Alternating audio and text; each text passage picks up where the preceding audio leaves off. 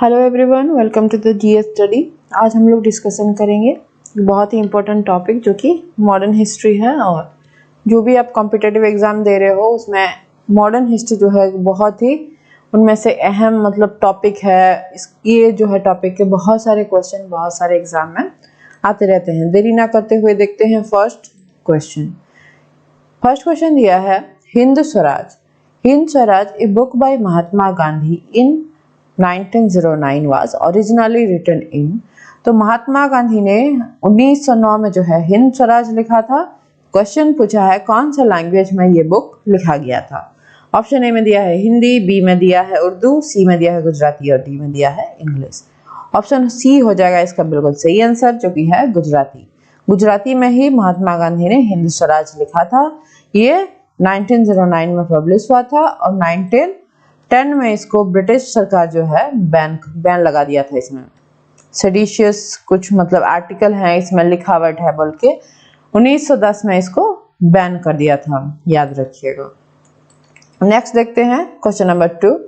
Who founded the Banaras Hindu university, the largest residential central university in Asia located in Varanasi. तो Banaras Hindu university जो है ये किसने फाउंड किया था, और ये याद रखिएगा वाराणसी में अवस्थित है। देख लेते हैं ऑप्शन ए में दिया है विवेकानंद, बी में दिया है निवेशन, सी में दिया है पंडित मदन मोहन मालवीय, डी में दिया है जवाहरलाल नेहरू। ऑप्शन सी है इसका बिल्कुल सही आंसर। पंडित मदन मोहन मालवीय जो थे ये इन्होंने फाउंड किया था किसका, BHU इसको बोला जाता है शॉर्ट फॉर्म में, बनारस हिंदू यूनिवर्सिटी। 1915 में ये बना था।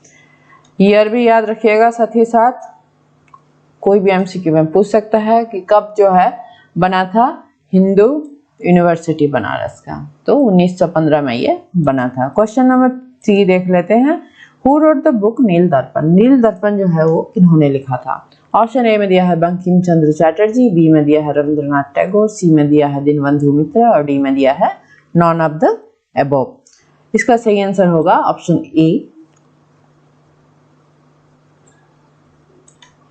सॉरी इसका आंसर हो जाएगा ऑप्शन सी, जो कि है दीनबंधु मित्र। दीनबंधु मित्र जो थे इन्होंने लिखा था नील दर्पण। ये 1860 में ये लिखा गया था। और नील दर्पण में क्या लिखा गया था, जो इंडिगो रिवोल्ट हुआ था उसके बारे में मेंशन किया था इन्होंने। और जो इंडिगो जो फार्मर्स थे, जो इंडिगो जबरदस्ती ब्रिटिश सरकार इनसे इंडिगो कल्टीवेट करने के लिए जबरदस्ती फोर्स करता था कम दाम में, तो उन लोगों ने रिवोल्ट किया था। उसी पे ही आधारित है ये बुक, जो कि है नील दर्पण। तो दीनबंधु मित्र हो जाएगा इसका बिल्कुल सही आंसर। देखते हैं next question. Indian National Congress was founded during the whose term among the following in 1885। Indian National Congress जो था वो कब फाउंड हुआ था, 1885 में। तो उस समय जो थे वो कौन से वाइसरॉय थे उस टाइम में, क्वेश्चन ये पूछा है। देखते हैं ऑप्शन ए में दिया है लॉर्ड कैनिंग, बी में दिया है लॉर्ड डफरिन, सी में दिया है लॉर्ड कर्जन और डी में दिया है लॉर्ड पैट्रिक। इसका सही आंसर है ऑप्शन बी, जो कि है लॉर्ड डफरिन। 1885 में जो है INC बना था और उस समय में वाइसरॉय थे, याद रखिएगा लॉर्ड डफरिन। देखते हैं next question number 5। Who was the founder of the organization Hindustan Republican Association in 1924। तो कौन फाउंडर थे, HRAK, शॉर्ट फॉर्म में HRA बोला जाता है। इसका नाम है Hindustan Republic association. Option A में दिया है सचिंद्र सयाल, बी में दिया है जे चैटर्जी, सी में दिया है लाला हरदयाल और डी दिया है बोथ 1 and 2। तो क्वेश्चन नंबर 5 का आंसर हो जाएगा ऑप्शन डी, जो कि है बोथ 1 and 2। तो जो सचिंद्रानंद सयाल थे और जे चैटर्जी, इन दोनों ने मिलकर फाउंड किया था हिंदुस्तान रिपब्लिकन एसोसिएशन। ईयर भी याद रखिएगा 1924। देखते हैं next question number 6। A manifesto known as philosophy of the bomb was brought out by which among the following organization. तो फिलोसफी ऑफ द बम था, ये वाला थ्योरी किन्होंने लाया था, कौन सा पार्टी या कौन सा एसोसिएशन लाया था। ऑप्शन देख लेते हैं। ऑप्शन ए में दिया है गदर पार्टी, बी में दिया है हिंदुस्तान रिपब्लिक एसोसिएशन, सी में दिया है हिंदुस्तान सोशलिस्ट रिपब्लिक एसोसिएशन और डी में दिया है जुगांतर। तो 6 का आंसर हो जाएगा ऑप्शन सी, जो कि है हिंदुस्तान सोशलिस्ट रिपब्लिक एसोसिएशन। इसको शॉर्ट फॉर्म में HSRA भी बोला जाता है, इसको बोला जाता है। तो क्वेश्चन कभी भी आ सकता है कि जो थ्योरी ऑफ बॉम्ब या फिलोसफी ऑफ बॉम्ब किस पार्टी से एसोसिएटेड है, तो ये पार्टी या एसोसिएशन कुछ भी आ सकता है, हिंदुस्तान सोशलिस्ट रिपब्लिक एसोसिएशन, याद रखिएगा। देखते हैं next question, question number 7। Question number 7 दिया है, who was the viceroy of the India when Cripps mission came to India. तो कौन वाइसरॉय थे इंडिया के जब क्रिप्स मिशन आया था। ऑप्शन ए में दिया है लॉर्ड रिपन, बी में दिया है लॉर्ड लिथनगो, सी में दिया है लॉर्ड वेवेल और डी में दिया है लॉर्ड माउंटबेटन। क्वेश्चन 7 का आंसर हो जाएगा ऑप्शन बी, जो कि है लॉर्ड लिथनगो। ये थे वाइसरॉय। और ये कब आया था, 1942 में आया था। 1942 में क्रिप्स मिशन आया था, जबकि वर्ल्ड वार 2 चल रहा था, उस समय आया था क्रिप्स मिशन, याद रखिएगा 1942 में आया था। नेक्स्ट देखते हैं question number 8। Who of the following extremist said, कौन सा एक्सट्रीमिस्ट लीडर जो बोले थे Swaraj is my birth right I will have it.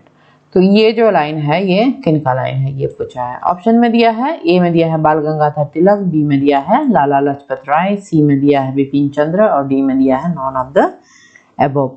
इसका सही आंसर होगा ऑप्शन ए, जो कि है बाल गंगाधर तिलक। इन्होंने ही ये बहुत ही इनका ये फेमस लाइन था, Swaraj is my birth right I will have it, ये इन्हीं का लाइन था, याद रखिएगा, बहुत इंपॉर्टेंट क्वेश्चन है ये। क्वेश्चन नंबर 9 देखते हैं। Back to Veda slogan is coined by who among the following. तो स्लोगन जो था बैक टू वेदा वो किनका था। ऑप्शन ए में दिया है राजा राम मोहन रॉय, बी में दिया है अनिल बेसेंट, सी में दिया है स्वामी विवेकानंद और डी में दिया है दयानंद सरस्वती। इसका सही आंसर है ऑप्शन डी, जो कि है दयानंद सरस्वती। दयानंद सरस्वती जो थे ये स्लोगन दिए थे बैक टू वेदा। वो चाहते थे कि जो हमारा हिंदुइज्म का प्योरिटी है और उस समय का जो लर्निंग था वो फिर से हिंदुइज्म में आए। वो ये नहीं चाहते थे कि मतलब फिर से हम लोग वैदिक एज में या पुराने युग में चले जाएं, बट चाहते थे कि जो प्योरिटी था, ओरिजिनल फॉर्म था, उसका जो है हिंदुइज्म पालन करें। देखते हैं नेक्स्ट क्वेश्चन नंबर 10। क्वेश्चन 10 दिया है, which of the following act introduce the portfolio system in India. तो इंडिया में जो पोर्टफोलियो सिस्टम वो कौन सा एक्ट के द्वारा इंट्रोड्यूस हुआ था। ऑप्शन देख लेते हैं। ऑप्शन ए में दिया है इंडियन काउंसिल एक्ट 1861, बी में दिया है चार्टर्ड एक्ट 1853 और सी में दिया है चार्टर्ड एक्ट ऑफ 1833 और डी में दिया है इंडियन काउंसिल एक्ट 1892। तो इसका आंसर हो जाएगा ऑप्शन ए, जो कि है इंडियन काउंसिल एक्ट 1861। 1961 का जो एक्ट आया था इंडियन का काउंसिल एक्ट, उसमें पोर्टफोलियो सिस्टम जो है इंट्रोड्यूस हुआ था इंडिया में। देखते हैं question number 11। The social service league was founded by, social service league जो है वो किन्होंने फाउंड किया था।